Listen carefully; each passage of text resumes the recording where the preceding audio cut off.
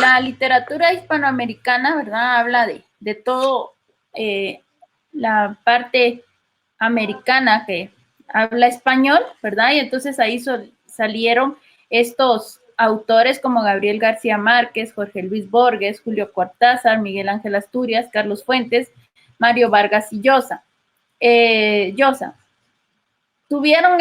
Fueron el centro de atención mundial, tuvieron una narrativa con estética, estilo y produciendo obras de calidad reconocidas mundialmente e imitadas. Esto fue como lo sobresaliente de esto, ¿verdad? Y por eso se dice que es el boom de la literatura hispanoamericana, su auge, ¿verdad? Lo máximo, porque tuvieron esta influencia a nivel mundial.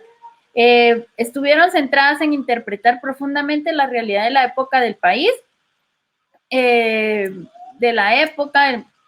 las personas, renovando el interés en el lenguaje, creando un vínculo con la realidad personal. Se dedicaron también a escribir obras metafísicas, existencialistas y fortaleciendo la identidad de los pueblos, fundiendo lo fantástico y lo mítico. Y esta narrativa o esta nueva narrativa hispanoamericana, ¿verdad? La que se dio después del criollismo, entonces tuvo también influencia en Centroamérica. Recordando un poco de historia, en Centroamérica pasaba por esta época con una crisis económica y social, por todos los gobiernos dictadores que tuvieron, ¿verdad? Y entonces ya empezaron, después de estos gobiernos dictadores, recordando un poco los 10 años de primavera, y aquí se dio mucho énfasis en esto, ¿verdad? Que cambiaran esta idea, se promovió lo intelectual, lo cultural, los movimientos de liberación de las dictaduras en estos países provocaron el desplazamiento también de la sociedad rural a las ciudades y surgió esta clase social media que estaba buscando o ambicionaba el progreso y la satisfacción de necesidades provocadas por los mercados de consumo. Y esto influyó también en los patrones de costumbres extranjeros que fueron incorporados a la conciencia nacional. Sergio Ramírez Mercado, un escritor, indica que la literatura será siempre un compromiso y debe ser solo la boca de la verdad. Y esto tenían como base, ¿verdad? Que aunque estuvieran pasando y hubieran represiones y que no hubiera libre expresión, pero por medio de la literatura ellos podían expresar todo lo que sentían, todo lo que pensaban.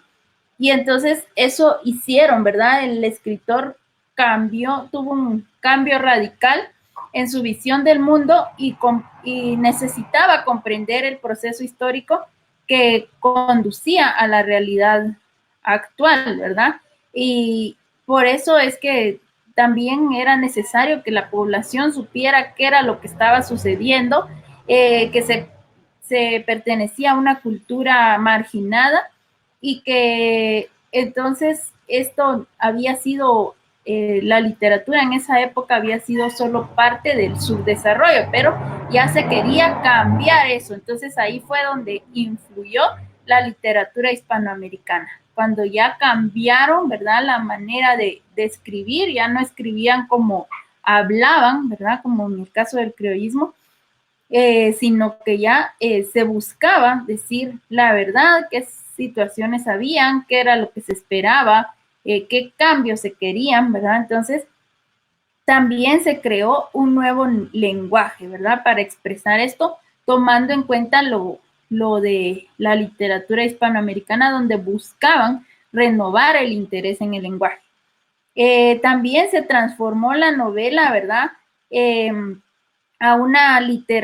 la novela criollista a una literatura estética, ¿verdad? Una propuesta estética. En Guatemala, después de esos movimientos de la revolución, ¿verdad?, que hubieron, donde eliminaron o derrocaron a Jorge Ubico, se inició el proceso de modernización. Y entonces ahí surgió un proyecto conocido como Revista de Guatemala, donde fue fundado por Luis Cardosa y Aragón y dirigió, ¿verdad? Él lo dirigió, lo formó y lo dirigió, y se formó la Asociación Guatemalteca de Escritores y Artistas Revolucionarios, el grupo Saquertí y Nuevo Signo. En El Salvador también formaron, después de haber derrocado al dictador Hernández Martínez, también en 1944 surgieron grupos, el Grupo Octubre, la Generación Comprometida. En Honduras sobresalieron cuentistas como Óscar Acosta, autor de cuentos fantásticos, y en Nicaragua, Fernando Silva, Ernesto Gutiérrez, y la formación de 3 agrupaciones de poetas en torno a la Universidad Nacional Autónoma, y en Panamá el Grupo Tierra Firme. Entonces podemos ver que sí hubo influencia, ¿verdad? Y ya dejaron atrás todo lo que estaba sucediendo, y que la literatura estuviera demostrando y solo fuera como una muestra de todas las opresiones que había, y los gobiernos dictadores. Y como ya era esta época, estamos hablando de 1950 al 2000, ¿verdad? Ya fue después, principalmente, como les decía, en los años de primavera en Guatemala, fomentaron esto, ¿verdad? Que se escribiera diferente, que por medio de la literatura se utilizara un lenguaje más buscado, ¿verdad? Un mejor lenguaje para que al leerlo también fuera parte de este desarrollo que podían tener las personas, y de eso se trata. Entonces la literatura, o la influencia que hubo en la literatura centroamericana después del boom de la literatura hispanoamericana. Y entre estos exponentes que sobresalieron, ¿verdad? En esa época está Werner Ovalle López, Otto René Castillo, Marco Antonio Flores, Delia Quiñones, Manuel José Arce, Lial, que son guatemaltecos, ¿verdad? También de Roque Dalton, que era salvadoreño, Álvaro Méndez Lial, Óscar Acosta, hondureño, y Carmen Naranjo Coto, también fue ella costarricense, ¿verdad? También otros en esta generación, ¿verdad? Sobresale Óscar Arturo Palencia, Melinton Salazar, Carlos Citfel García, en El Salvador, Italo López Valdecillos. Todos estos escritores hicieron un aporte sumamente significativo a las letras centroamericanas y a la conciencia de una nueva identidad y responsabilidad en el mundo contemporáneo.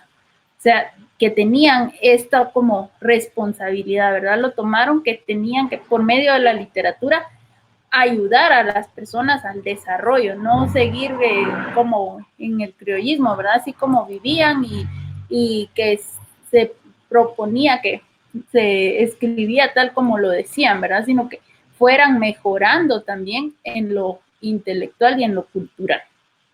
Esta fue la influencia entonces de la literatura hispanoamericana.